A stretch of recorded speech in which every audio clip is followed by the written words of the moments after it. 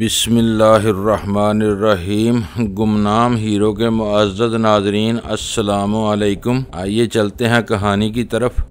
अब अगर वो हमारे काम का नहीं था तो दुश्मन भी इससे कोई फ़ायदा क्यों उठाता। फिर वो असलहा समंदर में गर्क हो गया और स्टीमर जिसमें हमने 15-20 मिनट की जान तोड़ मुशक्कत के बाद एक सुराख पानी दाखिल होने के लिए बना दिया था, नजरे समंदर कर दिया। स्टीमर लहरों के दोष पर हमारी नजरों के सामने डूबता हुआ दूर ही दूर हटता चला जा रहा था और फिर देखते ही देखते वो गर्क हो गया। हमारी हालत इस वक्त सहराए गोपी अबूर करने वाले इन महम जुओं की सी थी जो सहरा में अपने रास्ते से भटक गए हों। धूप में झुलसती रेत और आग में तपती बेआबो गया पथरीली पहाड़ियां तनूर की तरह दहक रही थीं। हम इस जहन्नमज़ार का ईंधन बने इसके अंदर ही अंदर घुसते चले जा रहे थे। सहरा में सफर करने वालों को तो किसी नखलस्तान की उम्मीद भी होती होगी, लेकिन यहाँ ऐसी कोई बात नहीं थी। इस लम्हे मेरा दिल अपने उस्तादों के लिए अकीदत के जज्बात से लबरेज हो गया। मुझे एहसास हुआ कि वो तवील सहराई मशकें जिनसे हमें गुजरना पड़ता था बेसूद नहीं थी। कमांडो को कभी वो हालात पेश नहीं आते जिनकी उम्मीद की जा सकती हो। वहाँ तो सब कुछ अचानक और सोचे समझे मंसूबे के खिलाफ पेश आता है। हालात इस तरह अक्सर पलटा खाते हैं कि हमारे बड़े बड़े सूरमा भी चकरा कर रह जाएं। फिर यही अजियतनाक मशकें जिनकी भट्टी से कमांडोज को कुंदन बनाकर निकाला जाता है और जिन्हें दौरान तरबियत हम बसा औकात फजूल सी चीज समझकर नजरअंदाज कर देते हैं, इसे इस कड़े इम्तिहान से बामुराद करके निकालती हैं। जिस क़यामत की कड़ी धूप से हम गुजर रहे थे इसका एहसास मुझे तो कुछ खास नहीं हो रहा था, लेकिन अपने साथियों पर टूटने वाले अजाब को मैं बखूबी महसूस कर सकता था। सूरज का कहर बरसाता देवता ऐन इनके सरों पर दहक रहा था। इसकी शुआओं से उठने वाली लिपटों से इनकी हड्डियां भी सुलग रही होंगी, लेकिन आफरीन है इन सदक के पुतलों पर, क्या मजाल जो उन्होंने उफ तक की हो। हम चारों चुपचाप आगे बढ़ते जा रहे थे। माहौल कुछ अजीब पुरअसरार और संजीदा सा हो गया था। पहल उस्मान ने की, अली भाई जहन्नम की आग यकीनन इसी तरह की होगी। इसने ये फिक्रा कुछ ऐसे अंदाज में कहा कि से इख्तियार हम सब हंस दिए। चलो अच्छा है दुनिया में ही इसका मजा चख लिया। अब मुकामी दोस्तों की बारी थी। फिर हम आपस में ही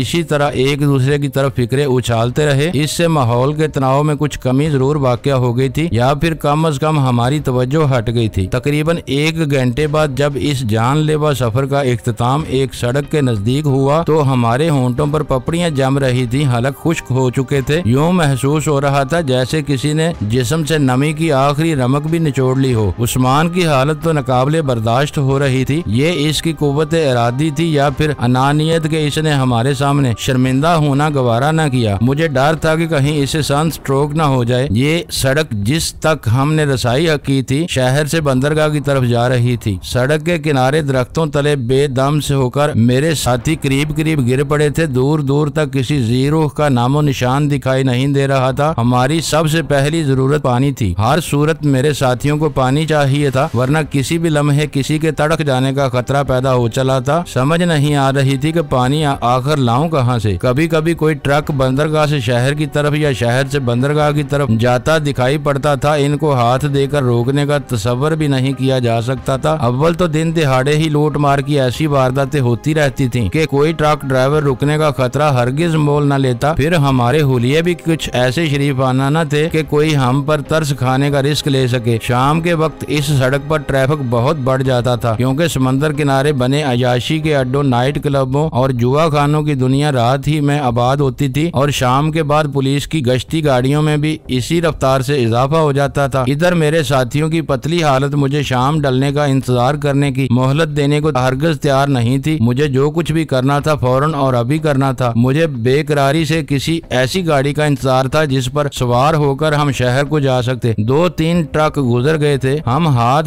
हिलाकर रह जाते, कोई हमारी फरियाद पर कान न धरता। हर मर्तबा जब कोई गाड़ी दूर से आती दिखाई देती मेरे साथियों के चेहरों पर उम्मीद की एक लहर दौड़ने लगती, और जब कोई ट्रक हमें नजरअंदाज करके फराटे भरता गुजर जाता तो अपने आप से दम तोड़ देती। इस मर्तबा दूर से एक कार दिखाई दी। मैंने अपने साथियों को दरख्त की ओट में छुप जाने का इशारा किया और खुद सड़क के किनारे पहुंच गया। ये कोई प्राइवेट कार थी जो मालिक की बदकिस्मती से किसी काम से शहर से बंदरगाह की सिमत आ रही थी। जब इसका और मेरा फासला कम हो गया तो मैंने नफसियाती हरबा आजमाया और सड़क के ऐन दरमियान आकर इसे रुकने के लिए हाथ हिलाने लगा। कार ड्राइवर इस अचानक आफत से गड़बड़ा गया। इसने बहुत तेज ब्रेक लगाए थे। मैं भी तो थर्रा कर पीछे हट गया। मरने का इरादा है क्या? इसने गर्दन बाहर निकालकर गुस्से से चिल्लाते हुए कहा। माफ कीजिएगा जनाब, हम बड़ी मुसीबत में फंस गए हैं। मैंने इसकी हैसियत का अंदाजा लगाते हुए ये फिक्रा नहायत आजिजी से अंग्रेजी जुबान में अदा किया था। हम क्या करे? इसने बदस्तूर इसी लहजे में जवाब दिया। मैं अब आहिस्ता आहिस्ता खिड़की के नजदीक इसके करीब ही आ गया था। देखिए साहब, इधर हमारा लॉन्च डूब गया। बड़ी मुश्किल से हम जान बचाकर यहाँ तक आया है। हमारे साथियों का हालत बहुत नाजुक है। मैंने एक हाथ से समंदर की तरफ इशारा किया। गाड़ी का इंजन बंद था। इससे पहले कि मैं इसका जवाब सुनूं, मैंने पाँव जमीन पर जमाया और दरवाजे का लॉक दबाकर इतनी फुर्ती से खोला कि कार सवार, जिसका एक बाजू भी गर्दन समेत बाहर लटक रहा था, दरवाजे के साथ ही बाहर आ गिरा। ए दादागिरी काहे करता है? इसने जमीन पर लेटे लेटे चिल्लाना चाहा। मैंने गर्दन से पकड़कर इसे ऊपर उठाया। दान पान सा आदमी था बेचारा। एक हल्की सी चपेट ही से पाँव छोड़ गया। मेरे साथी दूसरे ही लम्हे सर पर मौजूद थे। बेहोश कार मालिक को उन्होंने पिछली सीट पर अपने दरमियान इस तरह बिठा लिया कि वो दूर से नॉर्मल ही दिखाई दे रहा था। ड्राइवर की सीट मैंने खुद संभाल ली। मेरे आगे एक मुकामी दोस्त बैठ गया। दूसरे ही लम्हे हम फराटे भरते नताइज से बेपरवाह शहर की तरफ उड़े चले जा रहे थे। सड़क के किनारे एक जगह पानी मिल गया। मेरे सब्र कहते मेरे तीनों साथियों ने इंतहाई बेसब्री का मुजाहरा किया था। पानी ने आबे हयात का काम किया। हमने मुंह हाथ धोकर कुछ हुलिया वगैरह दुरुस्त किया। उस्मान की हालत भी खासी संभल चुकी थी। हम अब शहर के नजदीक चेक पोस्ट तक पहुंच चुके थे। चेक पोस्ट से कुछ फासले पर हम रुक गए। कार को इसके मालिक समेत सड़क से कुछ फासले पर एक तरफ खड़ा कर दिया और हम पैदल एक शॉर्टकट से शहर में दाखिल हो गए। अभी खासी करेंसी मेरे पास मौजूद थी। पहले हमने अपने हुलिये बदले, हजाम की दुकान से बारी बारी अपने असल शक्ल में लौटे और रेडीमेड कपड़े पहनकर अगले लाहे अमल पर गौर करने लगे। एक पब्लिक टेलीफोन बूथ से मेरे मुकामी साथी ने मखसूस नंबर घुमाकर अपने मुकामी लोगों से राब्ता कायम किया। वो बेचारे हमारे लिए अभी तक लक्ष्मी कांतापुर के कुर्बो जवार में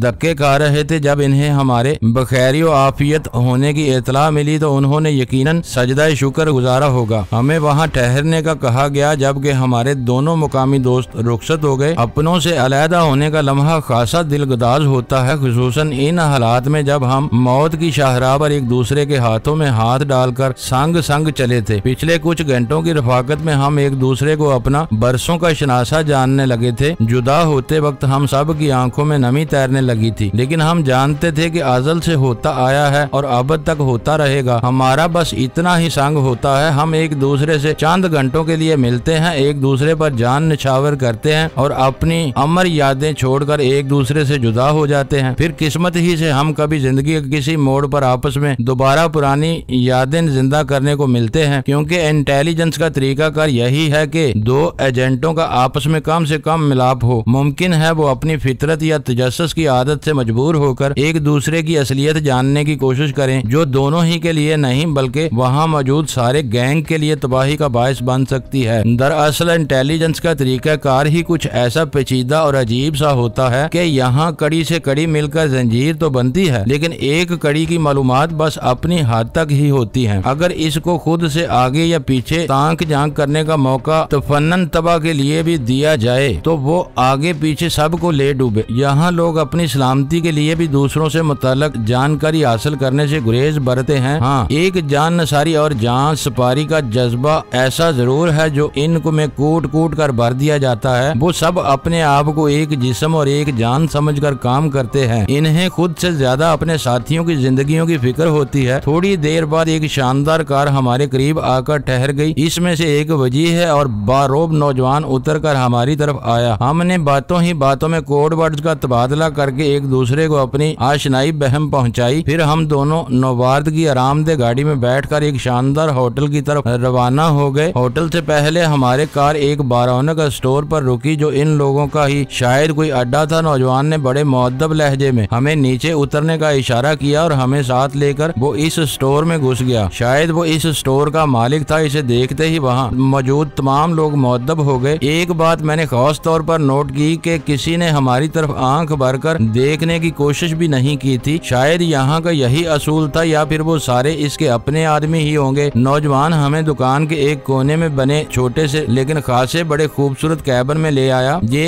इसका दफ्तर था जिसके बाहर स्टूल पर एक गोरखा हाथ में डंडा पकड़े बैठा था। हमें देखते ही मुअद्दब हो गया। फिर इसने ही हाथ बढ़ाकर दरवाजा खोला और हम तीनों बड़ी तमकनत से चलते हुए अंदर दाखिल हो गए। सबसे पहले तो जनाब आप साहिबान कपड़े तब्दील कर लें। इसने एक कोने में लगी अलमारी की तरफ इशारा किया जिसमें बड़ी नफासत से मुख्तलिफ साइज के कीमती जोड़े लटक रहे थे। शायद ये जगह खुसूसी तौर पर इन्हीं मकासद के लिए थी। हमने एक कोने में खड़े होकर बारी बारी कपड़े बदले। इस दौरान वो मेरी और उस्मान की मौजूदगी से बेपरवाह मुख्तलिफ फोन नंबरों पर उंगलियां घुमाता और मुख्तलिफ लोगों से राब्ता कायम करता रहा। आप लोग कुछ पीना पसंद करेंगे? हमारे फारग होते ही इसने दरियाफ्त किया। Okay it is all right. मैंने इसे हाथ के इशारे से मना कर दिया। अब तक खासा अलम गलम हमारे मेदों में पहुंच चुका था। उस्मान की तरफ से तो अभी तक मुझे तशवीश थी। ठीक है सर अपने ब्रीफ केस उठा लीजिए। इसने मेज के एक कोने में रखे दो ब्रीफ केसों की तरफ इशारा किया। हमने बारी बारी शुक्रिया कहकर ब्रीफ केस थाम लिए। थोड़ी ही देर बाद हम दूसरे और खासे महजब हुलिये में कैबिन से बरामद हो रहे थे। लेकिन अब मुझे यकीन हो चला था कि ये बात यहाँ के मामूलात का हिस्सा है। किसी ने हैरत जाहिर नहीं की थी, ना ही पहले की तरह इस मर्तबा किसी ने हमारी तरफ देखने की जहमत गवारा की थी। अलबत्ता वो सब दोबारा पहले की तरह बाअदब जरूर हो गए थे। इस मर्तबा हमारी गाड़ी कलकत्ता के इंतहाई शानदार होटल की तरफ जा रही थी। ये होटल समंदर के किनारे बना हुआ था और सितम जरीफी मुलाहजा हो कि हम इसी सड़क से होटल की तरफ महवे खराम थे जिस रास्ते थोड़ी देर पहले कार छीन कर गुजरे थे। वही चेक पोस्ट थी जिसके कुछ फासले पर हम वापस पलट गए थे। वहाँ पहुंचकर हमारे साथी ने कार को ब्रेक जरूर लगाए थे, लेकिन क्या मजाल जो किसी ने इसके नजदीक फटकने की कोशिश की हो। शायद वो इसे पहले ही से जानते थे।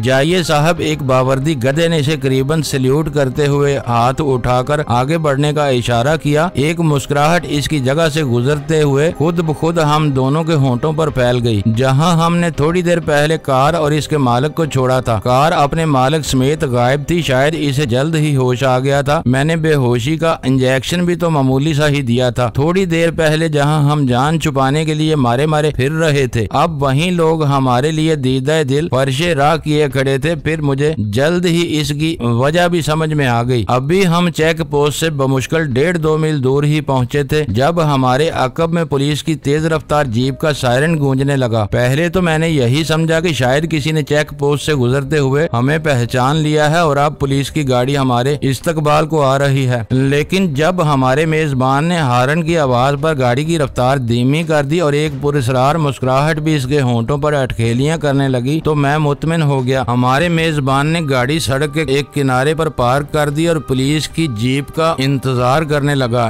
जीप भी इसके करीब ही आकर रुक गई। इसमें से एक सब इंस्पेक्टर निकल कर आ रहा था। Hello mister Payal, how are you? इसने खासी बेतकल्फी से हमारे मेजबान से झुककर मुसाफा किया जो अभी तक एक शाने बेनियाजी से एक हाथ स्टीयरिंग पर रखे और दूसरा कार से बाहर निकाले इसकी आमद का मुंतजर था। ओके फाइन, मिस्टर पाटिल ने जो हमारा मेजबान था मुख्तसर सा जवाब दिया। सर, इंस्पेक्टर ने कुछ कहना चाहा लेकिन हमारे मेजबान ने इसके मुंह से इसकी बात छीन ली। मिस्टर सक्सेना, आपका तोहफा डिग्गी में मौजूद है। इसके साथ ही इसने डैशबोर्ड से चाबी निकालकर इसे थमा दी। खुद वो अभी तक अपनी सीट पर जमा बैठा था। इंस्पेक्टर चाबी थामकर सर झुकाता पीछे हटा और गाड़ी खोलकर जब वो वापस पलटा तो इसके कान की लवें भी खुशी से सुर्ख हो रही थी। इसके हाथ में शैंपियन की एक बोतल थी जिसे थैंक यू कहकर इसने अब तक 2-3 मरतबा चुमा था। वो नदीदे बच्चों की तरह जो मिठाई लेकर खुशी से नाचने लगते हैं खुश हो रहा था। You are great mister Patil, इसने खुशी से बेकाबू होते हुए कहा। हम यारों के यार हैं मिस्टर सक्सेना, ये अपने जवानों को भी दे दो। इसने जेब से 100 के 2 नोट निकाल कर इसे थमा दिए। क्या जरूरत है मिस्टर पाटिल? इंस्पेक्टर ने पेशावर औरतों की तरह नोट थामते हुए दांत निकाल दिए। इसके जवान इस दौरान जीप में बैठे गर्दन मोड़े टिकटिकी बांधे मिस्टर पायल की तरफ ललचाई नजरों से देख रहे थे। शायद वो अक्सर कुत्तों को इसी तरह हड्डी फेंकता रहता था। अपना हिस्सा पाकर इनकी बाछें खिल गईं और जब हम वहाँ से रवाना हुए तो वो सब एक कितार में खड़े बाजमात हमें सलाम कर रहे थे। फाइन मेरे मुंह से बेइख्तियार निकला। ओह, ये तो कुछ भी नहीं जनाब। इसने इनकसार से गर्दन झुका दी और हमें लेकर वो सीधा इस शानदार होटल के पार्किंग लॉज में जा पहुंचा जहां स्पाई मास्टर हमारे मुंतजर थे। इनकी नजरें कमरे के दरवाजे पर ही जमी थी। गहरी गंदमी रंगत आधे सर में चमकती चांदी, आंखों पर स्याह गहरे रंग के शीशों वाला चश्मा जिसने कूलों की हड्डियां भी छुपा रखी थी, शानदार सूट और हाथ की उंगलियों में पहनी हुई कीमती हीरे की अंगूठियां और इनमें फंसा सुगार। एक मर्तबा से ज्यादा इनकी तरफ नजर भरकर देखने की जरूरत नहीं होती थी। यूं महसूस हो रहा था जैसे गहरे शीशे की दीवार के पीछे झांकती आंखें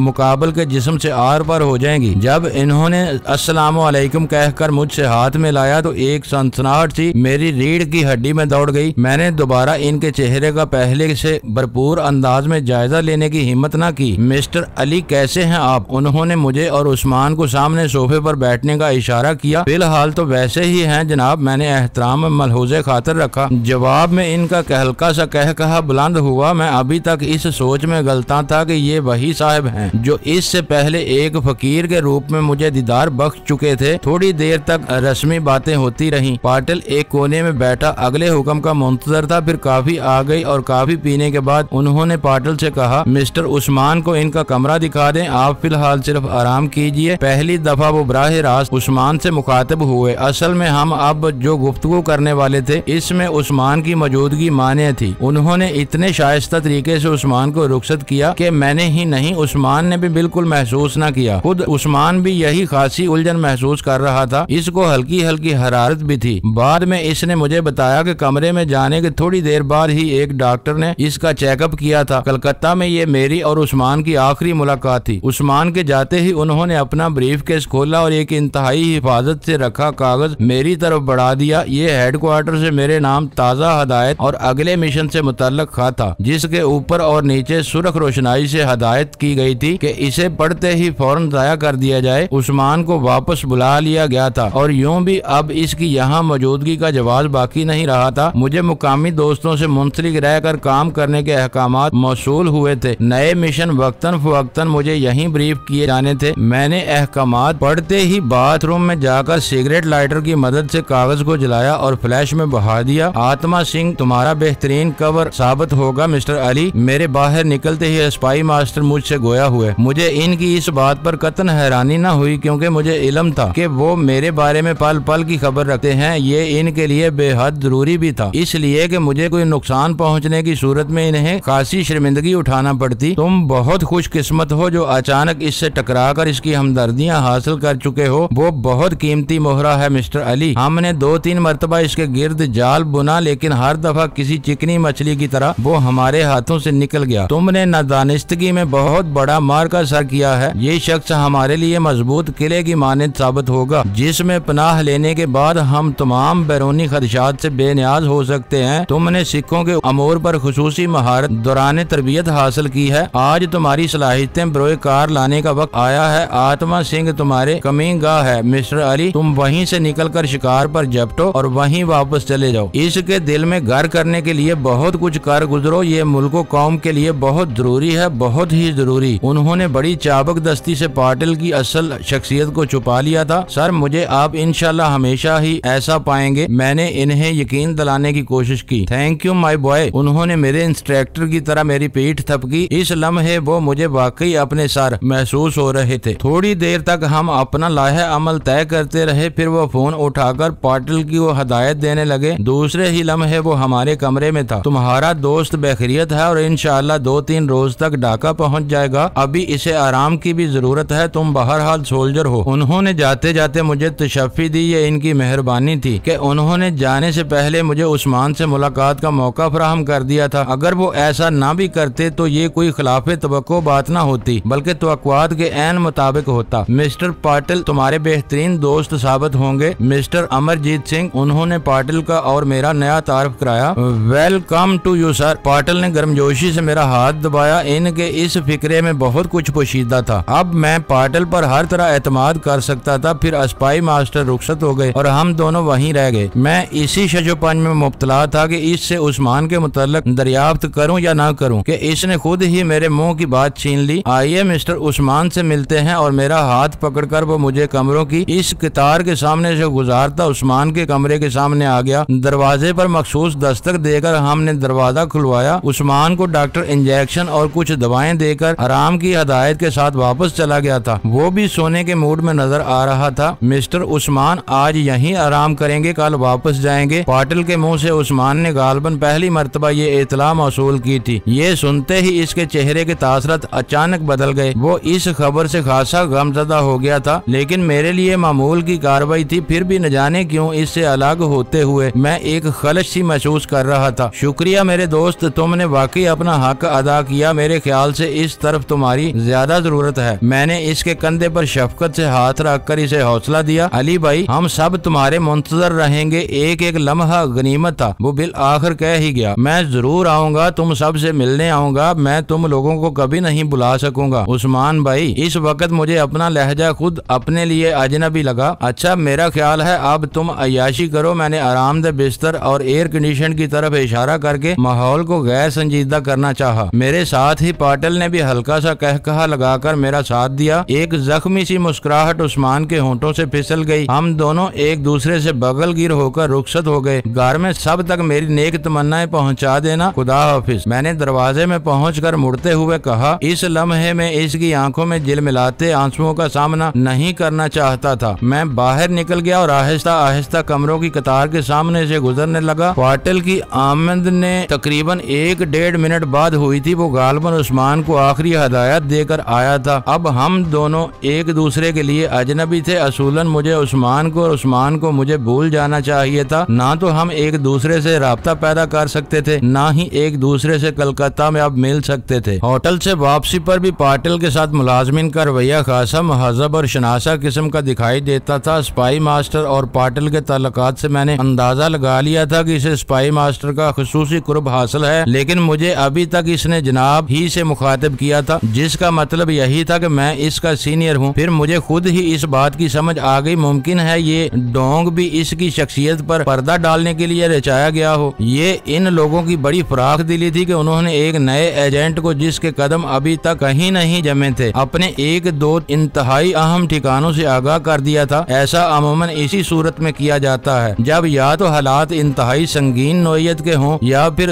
जुल्फ के सर होने तक के इंतजार की मोहलत नसीब ना हो, क्योंकि किसी एजेंट के मुतजाद मुआशरे में एस्टेब्लिश होने में खासा वक्त लगता है। गैर महजब नया माहौल, नए लोग जिनकी मोहब्बतों और नफरतों का अंदाज भी यकसर मुख्तलिफ हो, इनमें खुद को खपाना, इनकी तवज्जो हासिल करना, इनकी शनाख्त अपनाना कोई ऐसा आसान भी नहीं। दौरान तरबियत हमें जिन हालात का सामना करने के लिए तैयार किया जाता है, अमली मैदान में हालात इससे अक्सर मुख्तलिफ पेश आते हैं। तब सिखलाए गए लगे बंदे असूलों को एक तरफ रखकर अपनी बसीरत के मुताबिक बड़े अहम और खतरनाक फैसले करने होते हैं। मुझे अभी तक अपने मोहसन सर के वो अल्फाज नहीं भूले थे जो उन्होंने कराची से रवानगी के वक्त मुझसे कहे थे कि हालात तरबियत के मुताबिक ही पेश नहीं आते। मेरे जहन में जासूसी की क्लास के मोहतरम उस्ताद का वो फरमान हमेशा जिंदा रहा, अच्छा जासूस मौके खुद पैदा करता है, पैदा शुदा मौके से फायदा उठाना कुछ इतना बड़ा कारनामा नहीं। मैं पाटिल के साथ अगली सीट पर बैठा था और वो मुझे कलकत्ता के गली कोचों, मुख्तलिफ हसास मुकामात जहाँ अमूमन सिक्योरिटी वाले मौजूद रहते थे, अचानक खतरे में गिर जाने की सूरत में करीबी सेफ हाउस तक रसाई का तरीका और अपने बिजनेस से मुतल्लक मुख्तलिफ नोयत की मालूमात बहम पहुँचा रहा था। आप जरूरत महसूस करें तो आत्मा सिंह से मेरा तारफ अपने बेहतरीन दोस्त की हैसियत से करवा सकते हैं। इस तरह आपका तारफ भी हो जाएगा, क्योंकि इसकी इतलात के मुताबिक हम लोग भी इसी किस्म का धंधा करते हैं जिस किस्म का आत्मा सिंह। वैसे हमारा जोन इससे बिल्कुल अलहदा है, इतना अलग कि हमारे आपस में टकराव के इम्कानात शायद कभी पैदा ना हो सके। फिर हम बेहतरीन दोस्त भी तो हैं। इसने मेरे कंधे को किसी कदर बेतकल्लफी से थपथपाया। शुक्रिया मिस्टर पाटिल, मैंने मुस्कुराते हुए कहा। मिस्टर अमरजीत सिंह, मेरे ख्याल से आपको यहाँ ड्रॉप कर दिया जाए, इससे आगे का सफर आप खुद करें। ज्ञानी जी आपके अचानक गायब होने पर शायद परेशान हो। और हाँ, बात करते करते जैसे इसे कुछ याद आ गया, ओमा से बचे रहिए, इसके कई रूप हैं, मुमकिन है किसी रूप में वो आपसे मिल भी चुकी हो। मैं इसे इस बात का क्या जवाब देता, इसे कैसे बताता कि हमारा भरपूर तारफ होते होते बचा है, वो भी कुदरत की मेहरबानी से, वरना ओमा ने तो कोई कसर नहीं छोड़ी थी। Okay mister Amarjeet Singh. एक जगह कार खड़ी करके इसने मुझे उतार दिया। सूरज उजालों से जुल्मतों की तरफ अपना सफर का आगाज कर चुका था जब मैं कलकत्ता की मॉडर्न आबादी में बने ज्ञानी आत्मा सिंह के बंगले के दरवाजे पर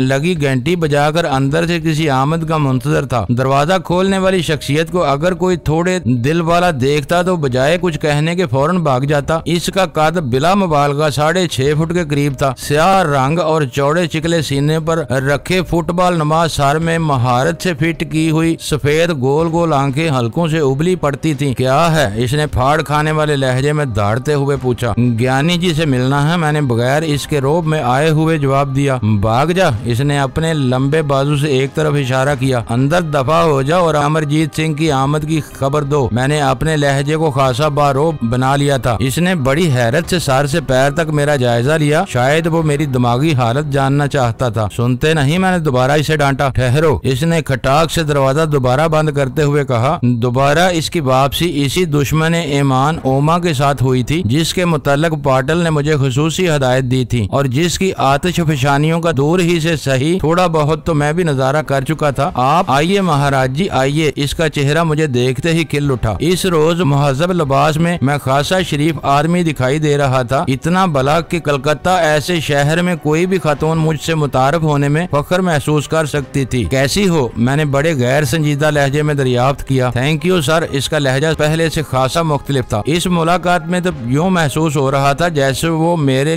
कोई जर खरीद लौंडी हो। शायद ज्ञानी ने इसे खास हदायत दी थी। हम दोनों एक दूसरे की हमराही में इस पुरतकल्लफ ड्राइंग रूम में चले आए। इसने बड़ी दिलरुबाई से झुकते हुए अपने तमाम नकोश उजागर करके मुझे सामने सोफे पर बैठने की दावत दी। क्या पियेंगे महाराज? वो अपनी असलियत की तरफ लौट आई थी। ज्ञानी जी कहाँ हैं? मैंने इसकी पेशकश को जैसे नजरअंदाज कर दिया। अमरजीत जी इस घर में तो क्या सारे शहर में भी शायद कोई आपको इस सवाल का जवाब न दे सके, बल्कि यहाँ कोई ऐसा सवाल पूछता ही नहीं। इसका लहजा कुछ संजीदा हो चला था। अच्छा, फिर चाय ले आओ, मैंने हंकारा भरते हुए कहा और वो मुस्कुराती हुई दूसरे कमरे में चली गई, जहाँ मेज पर रखे इंटरकॉम पर इसने किसी को चाय लाने को कहा और वापस आ गई। बैठ जाओ, मैंने इसे सामने सोफे पर बैठने का इशारा किया। शुक्रिया जनाब, इसने सोफे पर बैठने की बजाय ढेर होते हुए कहा। एक बात पूछूं? मैंने इसके कुछ कहने से पहले ही इसे काबू करना चाहा। हाँ, लेकिन मुझे माफी चाहते हुए कहने दीजिए कि मुमकिन है आपकी हर बात का मैं जवाब न दे सकूं। असल में आप अभी नए नए हैं, जल्द ही आपको ये भी इल्म हो जाएगा कि यहाँ सवाल जवाब भी मखसूस किस्म के ही हो सकते हैं। इसने ये बात हंसते हंसते कही थी, लेकिन इसकी हंसी में छुपे खतरे को मैंने बखूबी भांप लिया था और वो मुझे इशारे किनारे में वो सब कुछ बता देना चाहती थी जो शायद वो अपने होंठों पर कभी भी न ला सकती थी।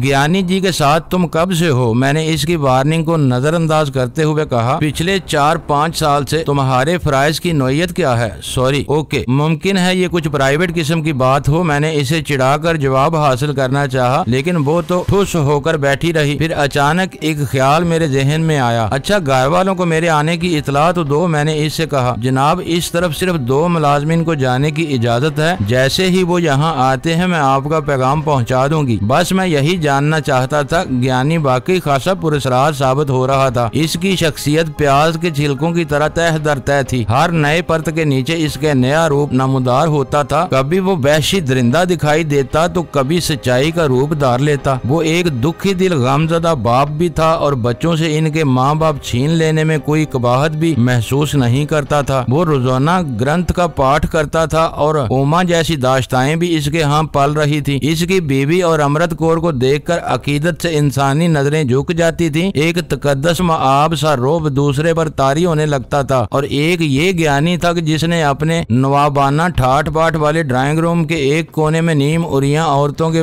बुत सजा रखे थे और दूसरे कोने में गुरु नानक और गुरु गोबिंद सिंह के कद आदम पोर्ट्रेट, जिसके नीचे अक्सर ओद सुलगता रहता था। कैसा जाबिर था ये शख्स के इसकी गैर मौजूदगी में भी इसके मुलाजमीन इसके हुक्म के मुताबिक ही बातें करते थे। मेरी इससे 2 मुख्तसर सी मुलाकातें थी और अभी तक मैं ये फैसला नहीं कर पाया था कि इससे मोहब्बत करूं या नफरत। कहाँ खो गए महाराज? ओमा ने मुझे सोचों के भंवर से बाहर खींचा। कहीं नहीं, तुम्हारे मुताल्लिक ही सोच रहा था। मैंने जरा ज्यादा ही लंबी कर दी थी। झूठ इसके मुंह से बेसाख्ता निकल गया। मतलब मैं संभल कर बैठ गया। पाटिल का वो फिक्रा मेरे जहन में चकराने लगा। इसके कई रूप हैं। जाने पाटिल ने इसका कौन सा रूप देख लिया था। इसे वाकई ज्ञानी आत्मा सिंह की सेक्रेटरी ही होना चाहिए था। इसकी तरह कई रूप रखने वाली और इसकी तरह पूरे असरार अजीबोगरीब, ना समझ में आने वाली। मतलब कुछ नहीं, बस ये बड़ी अजीब सी बात है कि जब कोई मर्द झूठ बोले मुझे पता लग जाता है। इसने मेरी बात हंसी में उड़ा दी। इतने में एक नंग सिख इस तरफ आता दिखाई दिया। हम दोनों इसी की तरफ मुतवज्जो हो गए। वो 20-22 साल का नौजवान था। बाबा जी अंदर पैगाम पहुंचा दें, सरदार अमरजीत सिंह आए हैं। इसने नंग सिख को मुखातिब करते हुए हुक्म दिया। ओशे जरूर कहकर वो इन्हीं कदमों लौट गया। हम दोनों ही चाय की प्यालियां होंठों से लगाए कुछ सोच रहे थे कि गालबन वो भी मेरे मुतालिक सोच रही होगी। इसके चेहरे पर वही दावतनुमा मुस्कुराहट अभी तक सरसरा रही थी। शायद बाज मामलात में ज्ञानी जी ने इसे खुली छुट्टी दे रखी थी। अब मेरा अंदाजा गलत साबित होने लगा था। ज्ञानी आत्मा सिंह ने इसे मेरे मुतालिक लताड़ा हो। एक बात है मिस्टर अमरजीत सिंह, अगर आपने यहाँ रहने का इरादा कर ही लिया है तो आपको यहाँ की हर शय से वास्ता पड़ेगा। मुझसे भी इस मर्तबा इसके लहजे में झुंझलाहट नुमाया थी। इसकी जगह कोई भी औरत होती तो यही लहजा इख्तियार करती। शायद अनानियत हारना औरतों को कभी कबूल नहीं होता। श्रीमती ओमा देवी जी, मैंने आज से पहले जिंदगी अपनी मर्जी से निभाई है और आज के बाद भी ऐसे ही अज़ाइम रखता हूँ। मेरे लहजे में चैलेंज की काट थी, लेकिन वो कमाल चालाकी से तुर्रा दे गई। शायद इस मरहले पर मुझसे उलझना इसे गवारा नहीं था। बहुत से लोग यहाँ आने से पहले बड़े बड़ी खुश फहमियों का शिकार होते हैं। खैर वक्त बहरहाल बेहतरीन मुनसफ है। हाथ कंगन को आरसी किया, इसने ये फिक्रा कदरे मुस्कुराकर अदा किया था। इसमें छुपे मफहूम से मुझे बहुत पहले से आशनाई थी। नहंग सिंह वापस आ गया था। आइए महाराज जी, इसने कदरे झुककर मुझे एक दरवाजे की तरफ मतवज्जो किया। एक मर्तबा फिर मैं इस आंगन में खड़ा था जिसमें दाखिल होते ही मानूस सी अपनायत का एहसास होने लगता था, जिसमें कदम रखते ही अपने गांव की हरियालियों से सजी पगडंडियों पर भागने लगता। और इस दौड़ का इख्तिताम एक ऐसे ही घर के आंगन में होता था, बिल्कुल ऐसा ही घर जिसमें एक फौजी किसान था, एक माँ थी और एक बहन। इस घर की तरह इनके आंगन का दीप भी अपनी रोशनियां लिए कहीं दूर टामगटोइयां मार रहा था। वो भी इस घर की माँ की तरह अपनी आंखों में जोत जगाए अपने नूरे बसीरत के मुंतजर थे। इनका अमरजीत भी इनसे दूर था, और जिन माओ के अमरजीत इनसे दूर हो, इनके कलेजों से कैसी कैसी हुक उठती है। इसका अंदाजा मुझे ज्ञानी आत्मा सिंह के घर में घर वाली की आगोश में समाकर हुआ। पैरी पहना माँ जी। मैं झुककर हिंदू रसूम के मुताबिक इसके पांव छूकर इसे प्रणाम करना चाहा, लेकिन माँ जी ने लपक कर मुझे अपनी आगोश में ले लिया। मेरा लाल, मेरा शेर, मेरा अमरजीत सिंह, हर लफ्ज में इनका खूने जिगर शामिल था। कितना हौलनाक होता है बछोड़े का रोग और कितना विशाल सीना होता है माओ का, जो इतने बड़े गम को अंदर समाये रखता है। इस लम्हे मुझे अपनी माँ बहुत ही याद आई, और साथ ही इस बात का अफसोस हुआ कि मैंने यहाँ अपना तारफ आखिर अमरजीत ही के नाम से क्यों कराया था। ज्ञानी आत्मा सिंह को बताने के लिए मेरे पास ऐसे सैकड़ों नाम और भी मौजूद थे, लेकिन कुदरत भी तो कोई अमल है। इसे अपने अमल को मंतकी अंजाम तक पहुँचाने के लिए भी तो असबाब दरकार होते हैं, और इसने इस ड्रामे में एक किरदार अदा करने के लिए लेफ्टिनेंट अली को भी न जाने कब से चुन रखा था। अगर हम इस तरह न मिलते तो मुमकिन है कि किसी और तरीके से मिल जाते। बहरहाल हमारा मिलाप जरूर होता। कहाँ रहा बेटे तू इतने रोज? हम तो तेरे इस वक्त से मुंतजर हैं बच्चा। तुझे क्या मेरे माँ होने का यकीन नहीं आया? मेरे पास इसकी किसी बात का कोई जवाब नहीं था। वीर जी सत श्री अकाल। दाएं तरफ से अमृत कौर ने प्रणाम किया। सत श्री अकाल। मैंने भी हाथ बांध दिए। अमृत कौर का भरपूर जायजा मैंने आज एक मर्द की हैसियत से लिया था। मेरी नजरों ने इस माजे की जट्टी को जमीर की कसवट्टी पर परखा तो वहाँ एक ही रिजल्ट उभरा। जैसे बसा औकात तोते को 4 मरतबा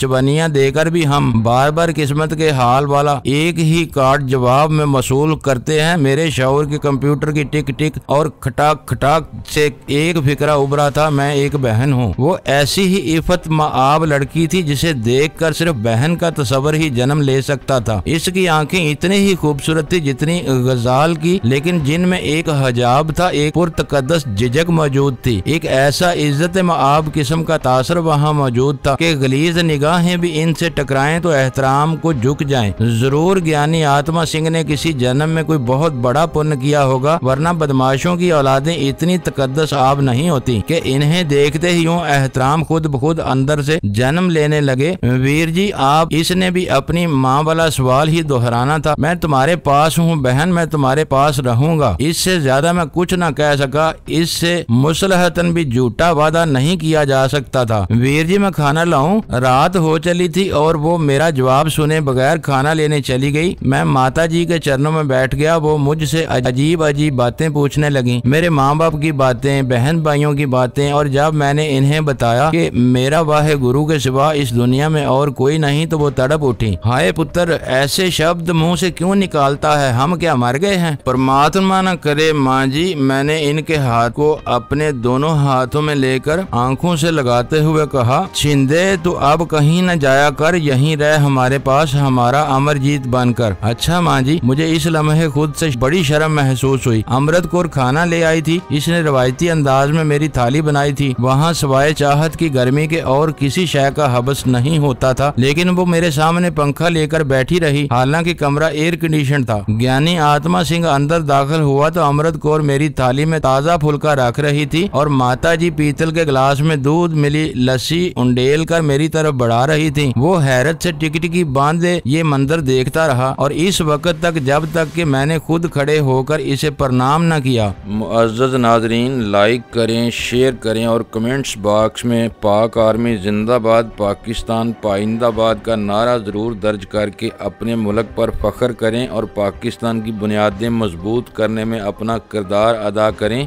वीडियो देखने का शुक्रिया। मुअज़्ज़ज़ नाज़रीन, अपना ख्याल रखिएगा और हमारे चैनल का भी। ISI पाक आर्मी जिंदाबाद, पाकिस्तान पाइंदाबाद।